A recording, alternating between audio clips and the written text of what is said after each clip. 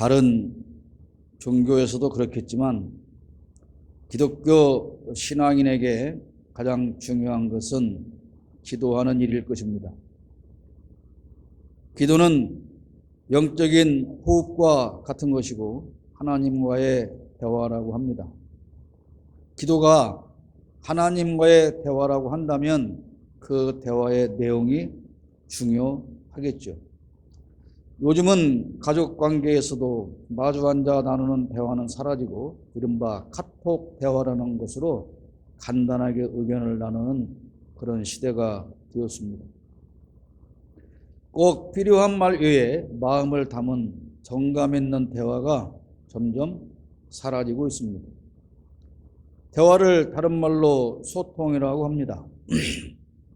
대통령이라는 자가 국민과 소통한다면서 70년 역사의 청와대를 버리고 도망쳐 나왔지만 정작 국민과의 소통은 찾아볼 수 없습니다.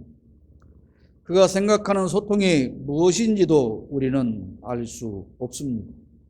혼자서 긴 시간 떠들어대면 그것이 소통이라고 생각하는 것 같습니다. 그러나 정작 국민에게 필요한 중요한 말은 없고 매일 뱉어내는 말은 국민의 분노만 자아내고 자괴감만 일으키게 합니다. 대통령의 말에서 국민에게 희망을 주는 단어는 한마디도 찾을 수 없습니다. 아무튼 신앙인의 기도는 하나님과의 소통입니다. 다시 말씀드리지만 소통은 일방적으로 자기 의견만 말하고 끝내는 것이 아닙니다. 기독교인의 기도는 대개 하나님께 일방적으로 요구하고 끝내는 것이 대부분입니다. 자녀가 부모와 대화한다면서 늘 자기가 필요한 것만 요구한다면 그것을 대화라고 할 수 없는 것처럼 우리가 하나님께 기도하는 것도 그렇습니다. 늘 요구만 하는데 그것조차도 우리는 전부 나에게 필요한 것만 달라고 그렇게 합니다. 자녀가 부모에게 요구하는 것들이 다 부모의 동의를 얻을 수는 없습니다. 우리 기도도 마찬가지입니다. 우리가 하나님께 요구하는 그 모든 것들을 하나님께서 다 들어주시지 않는 것은 하나님의 뜻과 우리의 기도 내용이 맞지 않기 때문에 그렇습니다. 주님께서는 이런 우리에게 기도하는 법을 가르쳐 주셨습니다. 그것을 주기도문이라는 이름으로 우리는 달달 외우고 있습니다. 그런데 중요한 것은 주기도문을 외우느냐 아니냐의 문제가 아니라 그 내용입니다. 기도하는 방법과 순서 그리고 내용을 주님께서는 자세하게 가르쳐 주셨습니다. 우리가 주기도문을 외우는 것은 기도의 공식과 같은 것으로서 그 가르침에 맞는 기도 생활을 하기 위함입니다. 주기도문은 주문이 아닙니다. 그것을 많이 외우면 복을 받거나 무서워서 귀신이 도망치는 그런 것이 아니라는 뜻입니다. 대개 신앙인들은 그저 아무 생각 없이 주기도문을 외우고 예배 의식을 마무리하는 순서로 그렇게 생각하는 것이 대부분입니다. 그러나 저는 오늘 설교를 통해서 이 주기도문을 강해하려고 하는 것은 아닙니다. 저는 우선 주님께서 가르치신 기도의 내용 중 그 순서에 주목해 봤습니다. 9절에 그러므로 너희는 이렇게 기도하라. 하늘에 계신 우리 아버지여 이름이 거룩히 여김을 받으시오며 그렇습니다. 우리는 기도할 때 먼저 하나님의 이름이 거룩히 여겨지기를 기도해야 합니다. 그것이 가장 중요한 기도이며 그래서 맨 처음에 위치하고 있습니다. 이 말은 우리는 아무것도 안 하는데 하나님 스스로 당신이 알아서 거룩해 주십시오. 그런 것이 아닙니다. 나로 인해서 하나님이 거룩히 여겨져야 한다는 말입니다. 그리고 나는 그것을 위해서 살고 그것을 위해서 기도해야 합니다. 내 삶 속에서 나의 행동과 말로 하나님의 거룩함이 나타나고 지켜져야 한다는 말입니다. 자식이 아무렇게나 살면서 못된 행동을 하면 사람들이 그 부모를 욕합니다. 며칠 전 여론을 뜨겁게 달궜던 정윤성이라는 학생의 언어 폭력에 관해서 사람들은 그 부모를 더 탓하고 있습니다. 물론 그의 부모는 정말 잘못된 삶을 살았고 그런 부모로부터 물려받은 가치관이지만 설령 부모의 잘못이 없어도 자식이 잘 못 살면 사람들은 먼저 그의 부모를 욕합니다. 지난 3.1절에 세종시에 사는 어떤 사람이 일장기를 내 것과 관련해서 엄청난 국민의 분노를 유발했습니다. 그런데 그 사람의 정체가 밝혀졌는데 오늘 교회의 목사였다는 것 아닙니까? 교단조차도 생소한데 소속 노회에서는 제명을 논의 중이라고 하지만 제명하면 뭐합니까? 아무리 제명당해도 그 교단 떠나서 목사질 해 처먹는 데는 지장이 없습니다. 그런 놈들이 목사질을 하는 것 때문에 다른 기독교인이 통째로 욕을 먹고 하나님의 영광이 땅에 떨어져서 거룩함이 지켜지지 않는다는 것입니다. 그들 부부와 그로부터 설교를 듣는 사람들은 여전히 늘 또 주기도문을 예배 시간마다 달달 외우며 살 것 아닙니까? 그들은 무엇을 위해서 기도하며 살아가는지는 모르겠으나 적어도 주기도문의 가르침이 무엇인지도 알지 못한다는 것은 분명한 일일 것입니다. 사람에게 가장 중요한 것은 먹고 사는 문제입니다. 그래서 기도 내용 중에 대부분은 이런 것을 요구하는 내용으로 가득합니다. 물론 주기도문에서 주님도 일용할 양식을 위해서 기도하라고 하십니다. 사람에게 필요한 일용할 양식이 없다는 것은 대단히 큰 문제가 됩니다. 사람이라면 최소한의 의식주 문제는 해결되어야 하지 않겠습니까? 그런데 이 일용할 양식을 위한 기도 그 앞에 먼저 해야 할 기도가 있다는 것입니다. 10절 말씀에 나라가 임하시오며 뜻이 하늘에서 이루어진 것 같이 땅에서도 이루어지이다.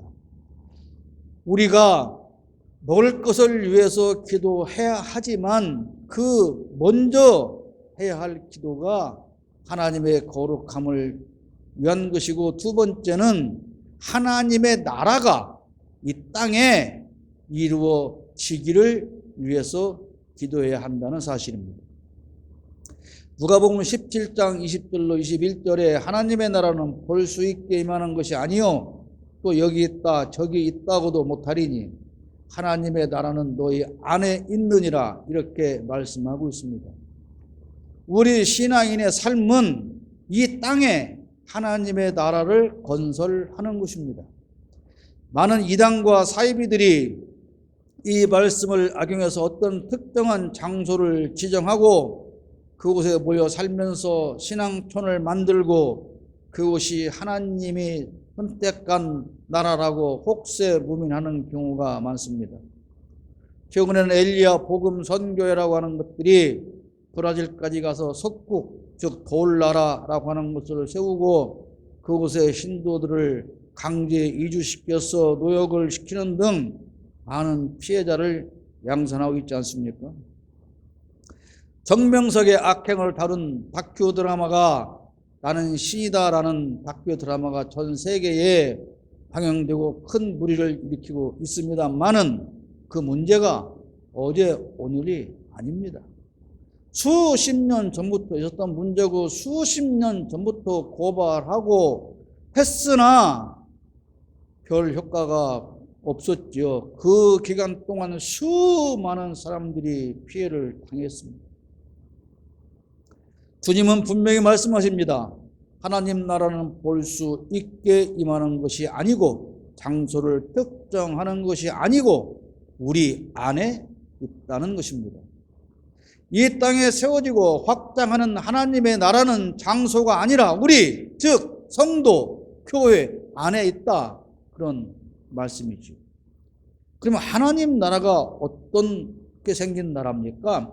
하나님 나라가 어떤 나라이기에 우리가 이 땅에 우리가 살고 있는 이 땅에 그 나라가 임하기를 기도해야 한다는 말일까요? 하나님의 나라는 하나님이 친히 다스리는 나라입니다. 사랑과 평화만 가득한 나라입니다. 미움도 없고 슬픔과 고통도 아픔도 없는 것이 하나님 나라입니다. 하나님의 나라는 악행도 없고 불의와 불법도 없습니다. 소외된 사람도 없고 착취당하는 사람도 없고 억울한 사람도 없고 정의와 공평만 가득 있는 곳이 하나님의 나라입니다. 나쁜 정치인도 없고 약자들 피 빨아먹는 악인도 없고 사기꾼도 없고 선량한 사람을 죄인 만드는 나쁜 검사들도 없고 그들이 기소한 사람들을 부당하게 판결하는 나쁜 판사도 하나님 나라는 얘는 없습니다. 노동자를 착취하는 나쁜 기업인도 없고 제 나라를 일본에 팔아쳐먹는 멍청한 대통령도 그 하나님 나라에는 없습니다. 이런 나라가 이 땅에 대한민국에 건설되기를 기도해야 합니다. 무엇보다도 너희가 먹고 마시고 입는 그것보다도 더 중요하게 먼저 이것을 위해서 기도하라고 주님은 우리에게 가르쳐 주셨습니다.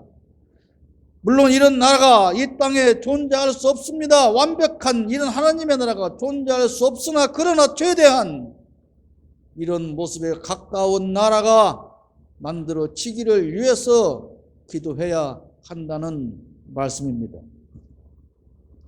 우리가 사는 대한민국이라는 나라가 좀 더 하나님 나라에 가까운 모습으로 만들어지도록 기도해야 합니다. 단순히 하나님 우리나라가 정의롭고 공평한 나라, 살기 좋은 나라가 되게 해주세요, 그렇게 말로만 기도하라는 것이 아닙니다.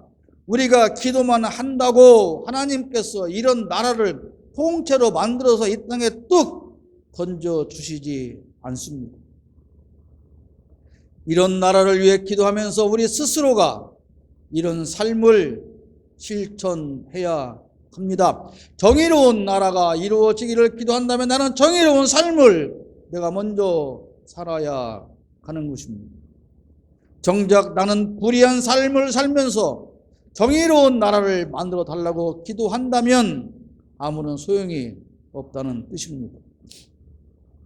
나는 조그마한 내 이익만을 위해서 살아가며 절대로 양보하지 않는데 공의롭고 정의로운 나라가 되게 해달라고, 불의한 사람들이 사라지는 나라가 되게 해달라고 기도한다고 해서 그런 나라가 만들어지지 않습니다. 기도는 행동을 전제해야 합니다. 학생이 공부 잘하게 해달라고 기도한다면 그 이전에 먼저 최선을 다해서 열심히 공부부터 해야 됩니다. 부자 되게 해달라고 기도한다면 열심히 성실하게 일을 해야 합니다. 하루 쉬고 하루 놀고 하루 자고 여행 가고 하면서 하나님 나 부자 되게 해주세요, 그런 사람 부자 될 수 없습니다. 정작 본인은 부당하고 부정하며 불의한 정권을 만들어내는 데 앞장서고 그들에게 부역하면서 정의로운 대한민국이 되게 해달라고 기도한다면 그게 말이 안 된다, 그런 뜻입니다. 작년에 군산시장에 출마했던 어떤 목사가 있습니다. 저쪽 땅에. 그가 만든 유튜브를 우연히 봤는데 군산 촛불행동이 행동하는 걸 보며 지나가면서 혀를 끌끌끌 차고 지나가는 영상을 보았습니다. 저들을 어떻게 대처해야 될지 모르겠다. 참 안타까운 표정. 그 영상을 잠깐 본 적이 있습니다. 우연히. 먼저는 내 안에 하나님 나라를 이루어야 합니다. 그것을 위해서 기도해야 합니다. 뭔가 불안해서 잠 못 들고 신경쇠약에 걸리고 불안과 초조감에 휩싸이고 우울증에 사로잡혀 산다면 그 사람 안에 천국은 없다는 것입니다. 마음에 평화가 없다면 그곳은 천국이 아닙니다. 수십 년간 예수 믿는다면서 늘 불안과 초조와 걱정, 근심이 마르지 않는다면 내 안에 천국이 이루어지기를 기도해야 합니다. 그렇지 않다면 몸은 교회 안에 있을지라도 사실은 지옥에 사는 것과 같습니다. 저는 오래전 과거 13년 동안 목현답시고 동분소주했지만 사실은 지옥의 삶을 살았습니다. 가정불화로 밤을 새웠고 수많은 빚쟁이로부터 24시간 시달리며 불안에 떠는 시간이었습니다. 이런 내가 누구에게 천국을 전할 수는 없는 노릇이었고 내 안에 천국이 있을 리도 만무했습니다. 그러나 목표 현장을 떠나서 인력시장을 거쳐 막노동판을 전전하며 살았지만 서서히 마음에 평화를 얻기 시작했고 평화를 얻어가면서 도저히 해결할 수 없었던 그 많은 문제가 하나씩 해결되었습니다. 목사로서 교회에서 강단에서 하나님의 말씀을 들고 외쳤으나 나는 지옥에 살았고 인력시장, 노가다판, 상박한 곳에 살고 내 몸은 살았지만 내 안에 천국은 이루어지고 있었다는 사실입니다. 문제가 없어야 평안한 것이 아니라 평안을 얻으면 내가 가지고 있는 문제가 해결됩니다. 여러분의 마음 안에 하나님 나라가 임하기를 기도하십시오. 여러분들이 어떤 문제 때문에 시달리고 있다면 그 문제의 해결만을 기도하지 말고 그 이전에 내 안에 하나님의 나라가 평안한 천국이 이루어지기를 기도해야 할 것입니다. 내 안에 천국이 임하지 않았다면 절대로 우리는 하나님 자녀다운 삶을 살 수가 없습니다.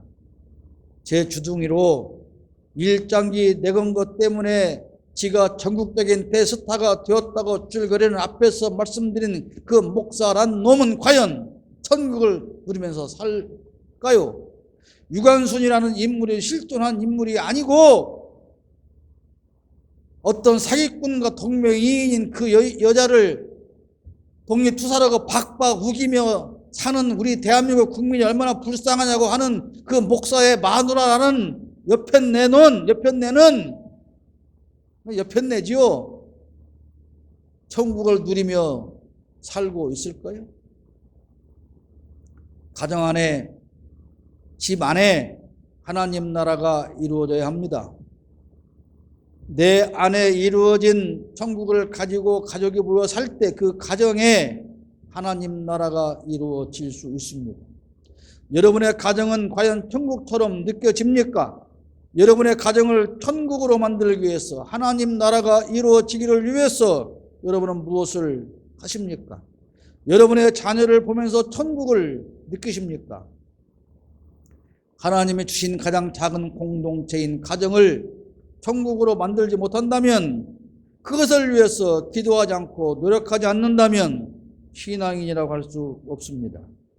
이웃에게 전도하기 전에 먼저 내 가정에 천국을 이루어야 그 천국을 이웃에게 전달할 수 있는 것입니다. 내 가정에 필요한 것은 천국을 이루는 것입니다. 그러면 그 나머지 필요한 모든 것은 하나님께서 다 채우고 해결해 주십니다. 상식적이지 않습니까? 천국인데 없는 게 뭐가 있겠습니까? 천국이 아니기 때문에 누리지 못하고 사는 것이죠. 교회 안에 하나님 나라가 이루어져야 합니다. 교회는 많으나 과연 그 안에 천국을 이루는 교회가 몇이나 될까요? 그 많은 교회 안에는 오직 주님의 사랑과 평화만 가득할까요? 왜 목사는 성도에게 분노하며 버럭버럭 화를 낼까요? 당회만 열면 왜 장로들은 목사와 더불어 싸우고 목사에게 삿대질하며 덤비는 것일까요? 재직회의만 열면 왜 집사들끼리 싸우는 것일까요? 초신자는 왜 교회에 사랑이 없다고 투덜대면서 다른 교회로 옮겨 다닐까요? 구역예배 실컷 잘 마치고 교제하는 자리에서는 왜 다른 성도들과 사무에 대한 험담을 늘어놓고 앉아 있을까요? 교회 안에 미움과 시기와 다툼이 가득합니다. 교회 안에서 계급이 존재합니다.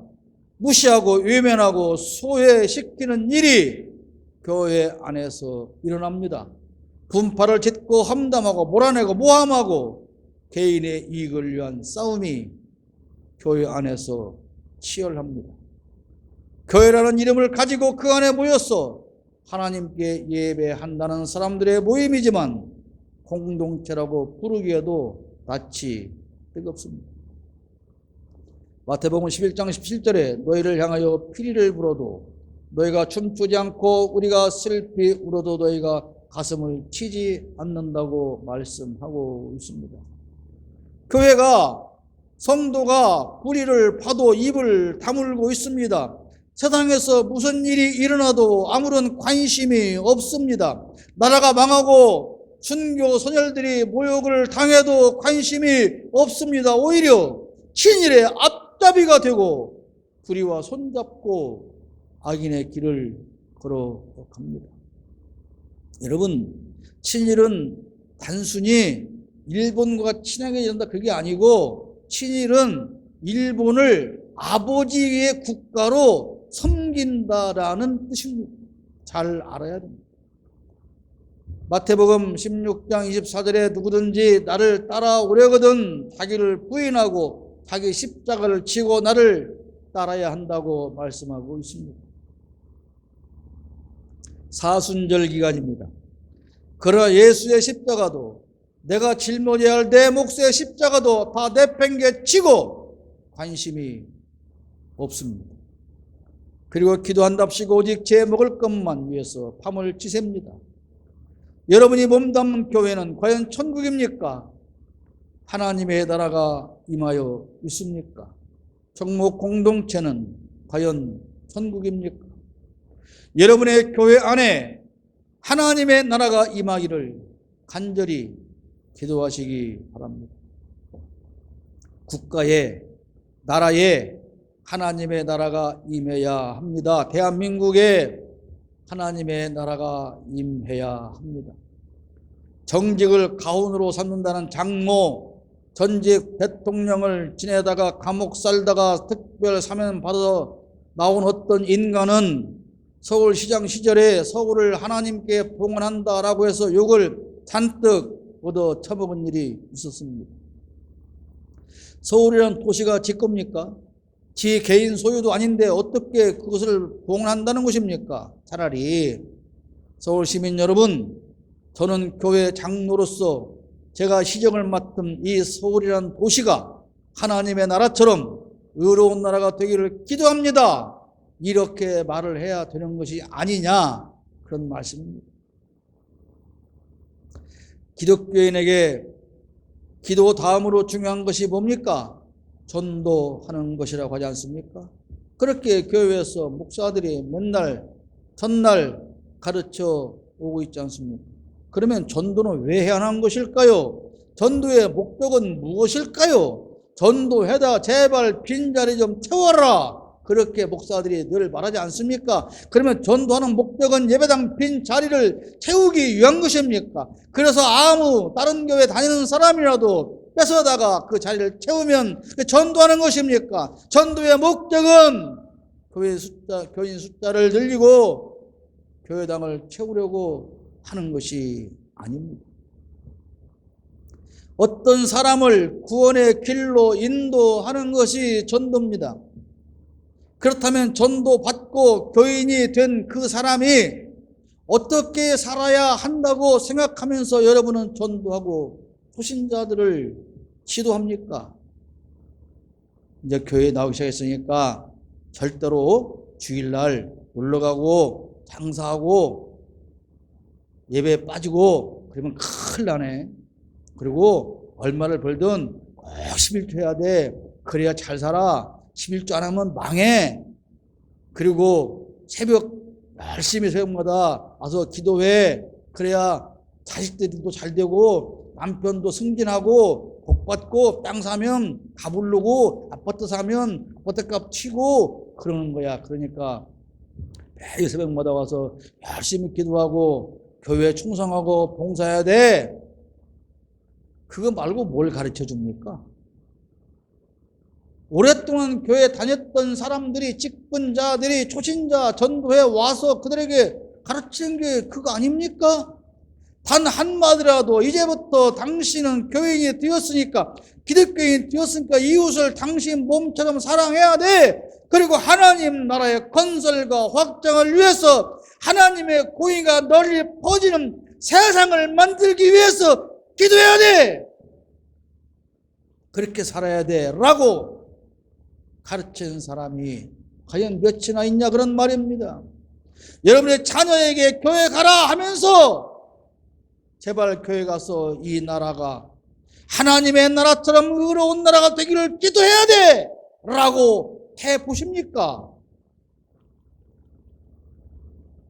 그렇게 교회도 안 다니면서 공부나 제대로 하겠냐라는 말 외에 여러분 자녀들에게 무엇을 가르칩니까? 단순히 착하게 살아야 한다라는 것과는 차원이 다른 것입니다. 그저 어떻게 열심히 교회 다녀서 잘 살 것인가, 그것만 강조하고 그것만 가르칩니다. 얼마 전 우리나라 종교인의 통계를 봤습니다. 몇 년 전까지만 해도 우리나라 인구의 25%가 기독교인이었는데 이번에 보니까 15%로 줄었습니다. 1천만 기독교인 시대에서 750만 기독교인 시대가 되었습니다. 그렇게 열심히 전도하고 강조하는데 왜 교회에 들어오는 숫자보다 나가는 숫자가 훨씬 많은 것입니까? 결국 하나님의 나라는 확장되는 것이 아니고 축소되고 있지 않습니까?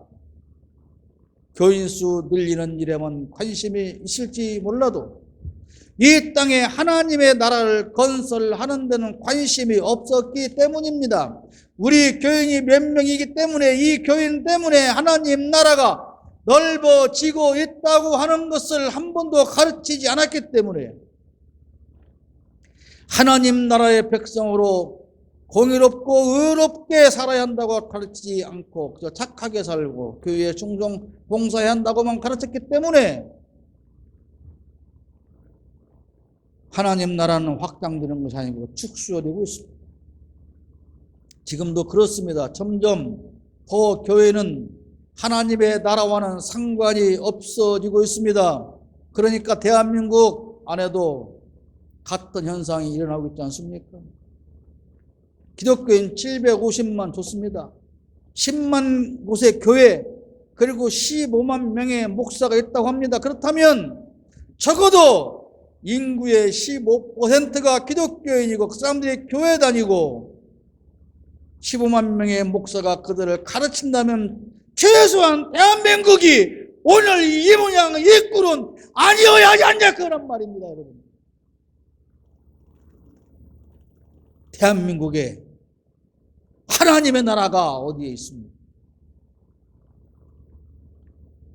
교회 숫자가 많다고 하나님의 나라가 확장되는 것이 아닙니다. 교회 숫자 많다고 하나님 나라가 임하는 것이 아니고 불의가 사라지고 정의와 하나님의 공의가 지배하는 나라가 되어야 한다, 그런 말씀입니다. 교회는 교회다워야 하고 성도는 성도다워야 합니다. 과연 대한민국은 오늘 하나님의 공의가 살아있습니까? 대한민국 교회 안에는 하나님의 공의가 지배하고 있습니까? 기도하십시오. 이 대한민국에 하나님의 나라가 임하기를 여러분 기도하셔야 합니다. 저만 그러겠습니까마는 하루하루가 더해갈수록 밤은 고통스럽고 분노스럽고 잠을 이룰 수가 없습니다. 대통령이라는 작자가 하는 짓을 보십시오. 여당 국회의원이라고 기독교인이 없습니까? 이번에 당대표 된 그 놈도 교인이라고 하지 않습니까?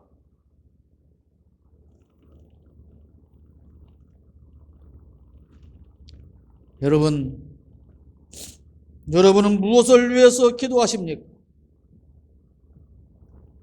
우선 여러분과 여러분의 가정과 여러분의 교회 위해서 기도하십시오. 그리고 이 나라에, 대한민국에 하나님의 나라가 임하기를 여러분 기도하십시오. 기도해야 합니다. 대통령 하나가 잘못되니 모든 것이 다 망가지고 있지 않습니까, 여러분? 우리가 겪는 모든 고통과 불합리한 것들은 하나님의 나라가 임하지 않았기 때문입니다. 기독교인 한 사람 한 사람이 하나님의 의로운 나라를 이루어 가야 합니다. 의로운 십자가의 길을 가십시오. 그리고 간절히 기도하십시오. 하나님의 나라가 이 땅에 건설되기를 여러분 기도하시기 바랍니다. 사순절 세 번째 주일, 주님께서 이 땅에 오셔서 십자가 고난을 자처하신 이유를 생각하십시오. 하나님의 나라를 이루시려는 뜻으로 주님은 이 땅에 오셨고 십자가의 고난을 자처하셨습니다. 이 사실을 기억하지 않고 그저 지나간다면 사순절도 주님의 십자가도 아무런 의미가 없습니다.